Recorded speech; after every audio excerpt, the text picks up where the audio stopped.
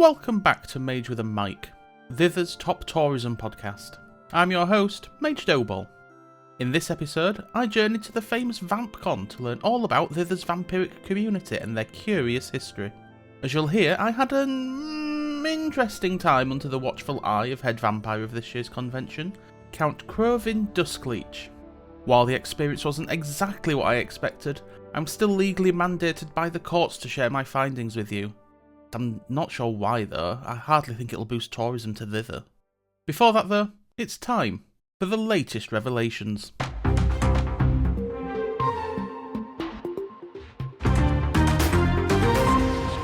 Following on from the last episode's revelations, the Weeping Clouds have finally left Bappingdon. The creatures were generous with their parting gifts and have turned everything in the city into scap, a rare, radiant and medically miraculous crystalline element said to cure any and all ailments. While this was expected to be good news for Bappingdon residents, none of them could resist the urge to get rich quick. Tragically, they too have become encased in the substance.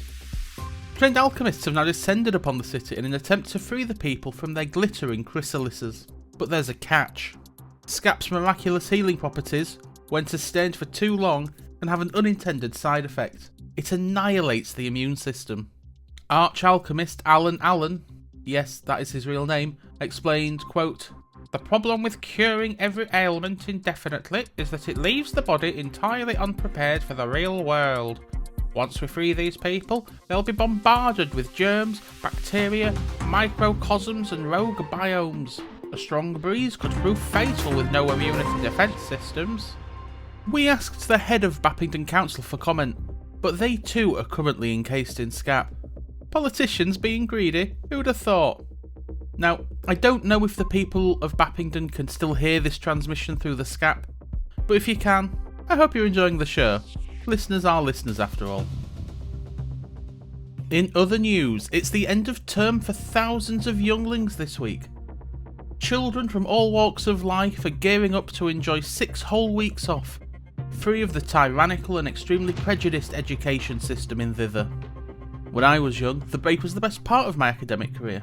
I remember just spending the days conjuring entertainment and keeping myself occupied. Not that the generation now has anything to worry about. Not only do they have top quality content such as this show, which is of course educational, informative, and hosted by an absolute stud muffin, but they also have access to so much slop. The slop salespeople, mostly shady orcs from what I've heard, are expected to make a record profit over the coming weeks. Why kids are so obsessed with it is beyond me. It's just a weird sludge left over from God knows what processes, but I suppose every generation has a fad or two. And finally, some personal news. Earlier this week, I received my first ever piece of fan art from Thitherian resident Pleiadone Celosia. The piece of art depicts me in my study, mercifully sans my magical binding chain, and in a rather fetching shirt. Unfortunately, capturing the essence of a convicted criminal whilst they're serving their sentence is seen as being in contempt of court proceedings, and Celosia is now expected to stand trial. If it was up to me, they'd not only be completely pardoned, but also praised for their time, skill, and dedication to the show. But I too am a slave to arcane laws. Celosia is expected to appear in court by the end of the month. That's all for this week's revelations. Now let's get our teeth stuck into our main feature. Mage Doughball here, and I'm reporting from one of the beacons of the Thitherian social calendar, VampCon. I'll be honest, it's a little quieter than I expected. For centuries, VampCon has been the event of the necrosocial community. A place where vampires from across Thither, and sometimes even beyond, come together to discuss fang care, nocturnal fashion, blood sommelier pairings, and mourn the warmth of the sun. But today, the convention hall is completely empty. Aside from a suspicious number of candlelit cardboard cutouts of previous attendees, which quite frankly seems like a health and safety nightmare in the making, I appear to be the only soul here. At last, a guest! Welcome to the 839th annual VampCon! Oh, hello. You must be Count Crovyn Duskleech? I was told to expect you. Indeed, I am he, head vampire of this year's convention, keeper of the Crimson Chalice, baron of the Bleeding Shadows. Apologies for not greeting you at the door. I know you are not vampire kin, so did not require the formal invitation to enter. Mage Doughball, I presume. That's me, yeah. It's good to meet you. So is it just the two of us then? Not at all. There's you, there's me, there's Vlad the inflatable over there. And of course the spirit of eternal nightness whom we honour in effigy form. What, you mean the papier-mâché bat with googly eyes dangling above us? That is Countess Flapula. Show some respect, please. She's one of the greats, really honed her craft, could pierce a vein like you folk pierce ears. Of course. So, where's everyone else? I was told this event attracts thousands. Ah, a dark cloud indeed hangs over us. The vampires, they didn't come this year. Why not? They're afraid. Afraid of what? Of her. Right, and do we know who her is? A new sponsor of the convention, silent, rich, mysterious. Does not want to be involved in person but likes pulling strings. She bought out the blood holes, restructured the programming and installed all these pointless mirrors. She even made us renounce our coda. Slink, suck, fuck. Okay, I get it. So, loads of vampires, they just, what, boycotted the event this year? Ah, I wish. There was no boycott. They vanished, scarpered, gone to ground, hidden in crypts, caves, coffins. Even a few flew straight into the underworld. So I'm told. I hope you don't mind me saying, but that sounds unusually coordinated for vampires. Do you have any idea what exactly they're scared of? You know, other than garlic, the power of deities, and vitamin D. Only whispers. The old ones speak of an ancient, bloodless one. A woman who walks in daylight and drinks nothing but still water. No blood, no undead copulation, no joy. Is that meant to be metaphorical, or just a very sad woman? Hard to say. But what's certain is that ever since she became the bankroller, vampires have gone from brooding socialites to no-shows.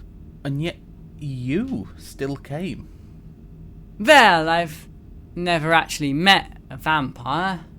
Not a real one, anyway. I'm sorry, what? I just think they're neat. I like the cloaks, the mystery, the gothic fonts. I mean, look at these boots. Authentic, polished bat leather. They squeak when I walk, but you get used to it. Wait, so you're not... Nah, I'm not technically a vampire, okay? A vampire, absolutely. I'm just Crovyn from Cropsley. My day job's being a waste refuse collector. Do you have any idea what that's like when you live in a predominantly goblin community? It's hell. But I dream of the night. I yearn for the abyss. I even have 1 cloak, 2 cloaks, 3 cloaks. I'm never going to be bitten by being a nobody. I was hoping this would be my springboard. Do you know, I'll make it so I don't have a reflection when I'm at home. It's simple. You just remove all reflective surfaces.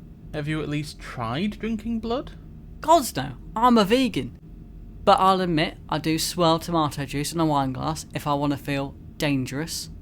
Right, so VampCon's new leadership scared off the actual vampires, and the only one left is a shampire. Fanpire, not shampire. But, yes. Look, it's terribly lonely. I had to arrange all the decorations in here by myself. Look, I've got to admit, there's just something off about all of this.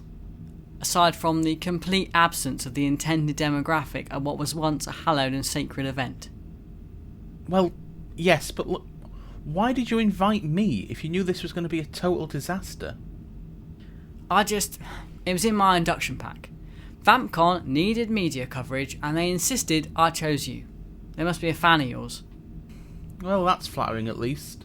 Still, it doesn't explain why someone would want me to come and cover an event with no attendees other than someone recruited to be here. What are they possibly getting out of this? Look, I'm not paid to ask questions or provide answers. I was just told to bring you here, make you feel welcome. Oh, that reminds me. You got your goodie bag? Or should that be bloody bag? Ah, right, thanks. Hang on a sec. What's this symbol on the bag? It looks like a stylised blood drop inside of a thorny circle. That's not the emblem of VampCon, is it? That's the sigil of the Silent Lady. Hang on, you've seen it before? Oh yeah, it was printed on the back of my welcome pamphlet, and the bottom of this cup, and embossed on my lanyard. Here, see? Honestly, the branding is very consistent. Huh. Maybe this mystery woman isn't just a sponsor. Maybe she's using VampCon as a front to do something else entirely. Anyway, I'll look into it another time. For now, Count Crovyn, thank you for your hospitality. Sorry that the con was, well, a con, quite frankly. You are most welcome, Mage Doughball. Before you go, I've been instructed to give you this. A piece of red thread? Uh-huh. It represents a thin line between mortal and immortal. A simple strand, a single action, could change the course of everything. Only the crimson of blood unites us all. Thanks, I'll keep it for later.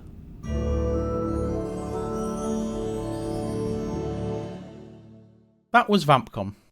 If any real vampires are listening, please get in touch and let me know what's really going on. And if anyone knows anything about the woman funding all this, drop me a line as well. I'd love to know more.